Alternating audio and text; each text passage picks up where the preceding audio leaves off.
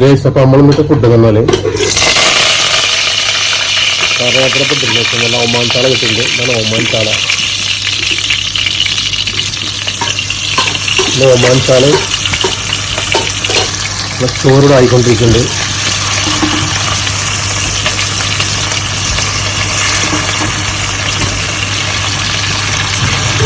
ചാള ready ആയിട്ടുണ്ട്. നമ്മളെ Oman ചാള. പിന്നെ പൂച്ചക്കൊട്ടി പോയിട്ടുണ്ടല്ലോ, എന്നൊക്കെ നോക്കിയാണ് എന്നാലും സാധനം. നമ്മുടെ കറികൾ റെഡി ആയിട്ടുണ്ട്.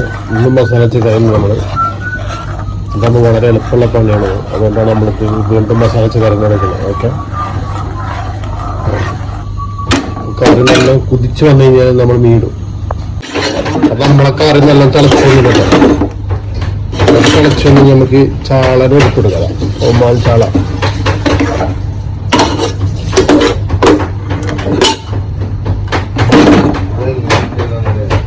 നമ്മൾ ഇന്നത്തെ ഫുഡ് എന്ന് പറഞ്ഞാൽ ഒരു ചാള പൊരിച്ചത്, ചാള, പിന്നെ നല്ല മസാല കറി, കുറച്ച് സവോള, ഒരു അച്ചാർ. ഓക്കെ, ഇത്രയേ ഉള്ളൂ.